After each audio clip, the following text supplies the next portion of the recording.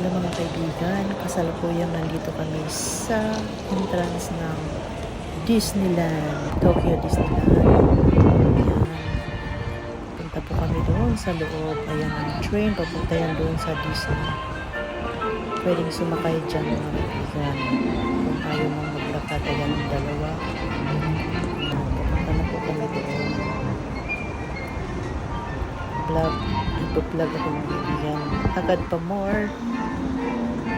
So, malapit na kami sa entrance ng hotel ng Disney. So, dadaan kami dyan sa may gate mga kaibigan para ipakita namin ang aming ticket. QR code ng aming ticket, which is binili na po namin sa online bago kami umalis ng Canada. Kasi yan po ang kanilang rules. Ayan. Hanap po kami sa loob. Sa loob. Masaya dito.